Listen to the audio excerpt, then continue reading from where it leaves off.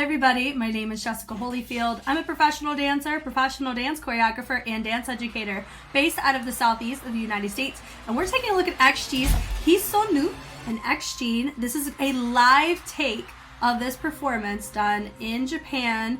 And this just came out probably not even 24 hours ago at the time of me recording this. This is really cool, not only because it's going to be live. I'm excited to see what it looks like, but not only that, I saw this, it was probably my second reaction I had ever done to XG, and now I'm taking a look at this, seeing and doing an analysis for all of their dance practices. I've even watched the documentary and done a full reaction and analysis of that as well. So to say that I'm very familiar with them is a complete understatement. I know I can probably recognize all of them at this point, which I think is super cool. And part of me is very intrigued as to how in the world they chose and how they made this happen live. Like, that's gonna be really cool for me. So I think all we gotta do now is just go ahead and take a watch.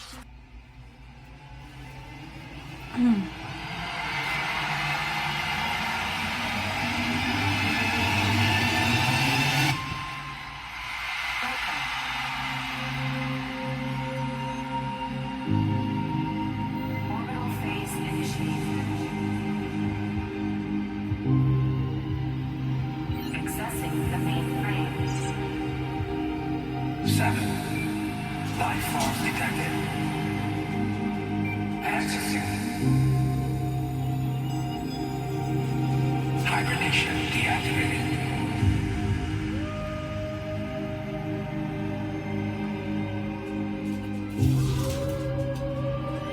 Here we go. Landing sequence initiated.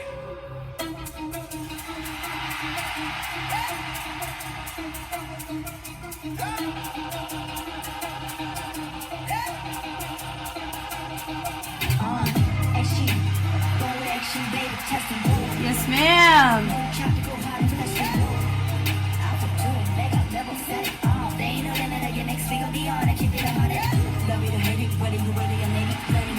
That's Kokona right there. First was Jurin. Maya. Yeah. Hinata. No. Harvey.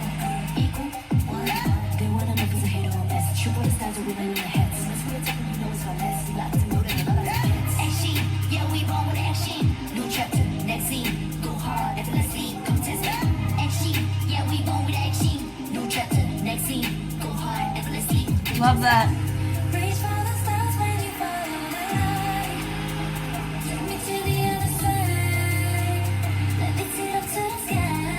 That's Jurin. Hinata's blonde. Chisa. Yes!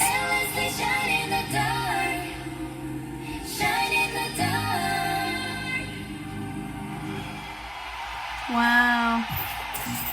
Here's the thing.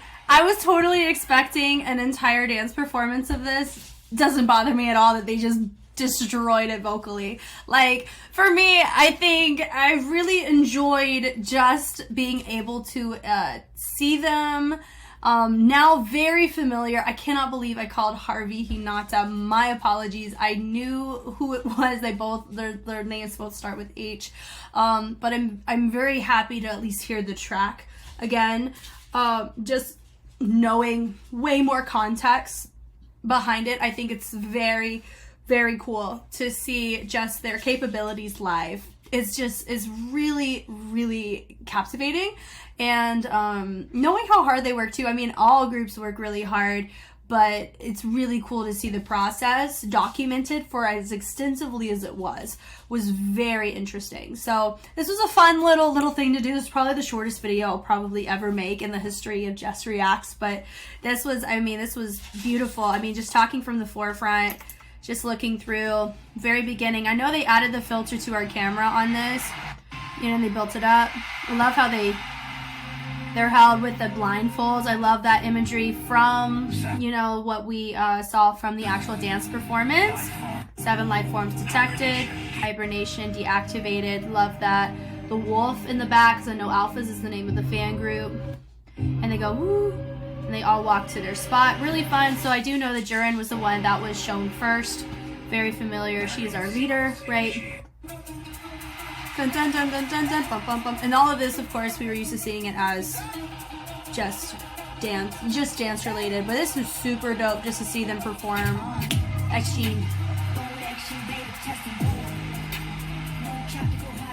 But I'm curious, you know, just the simplicity of having the light change depending on who's featured is very, very tasteful and very minimal, but effective, truly. And I know this is Kokona because of her tone. And then Maya as well.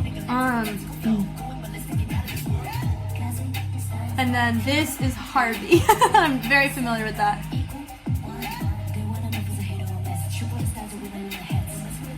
Now, I know she said 7 and 1. I know for them, they do try to do most of their lyrics in English because I know that they're like a hybrid group, but she said 일곱. 하나, 둘, 셋, 넷, 다섯, 여섯, 일곱. 일곱 is 7 in Korean, so it was a nice little taste into that.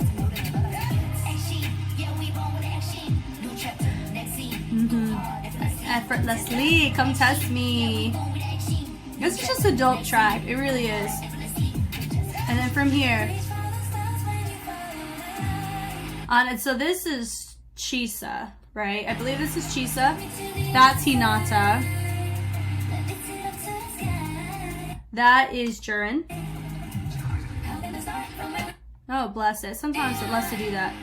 Now, I've said this while I was doing an analysis of all of their stuff. Chisa's tone, out of most vocalists I've heard, I think hers, when it comes to just my personal taste of what I like listening for in a tone, for guys it's different, for obviously, but like for female singers, I love her tone and how she harmonizes. It's full, but also delicate, and I love it. And it also has a sense of, there's a lot of confidence behind the tone, which is really nice.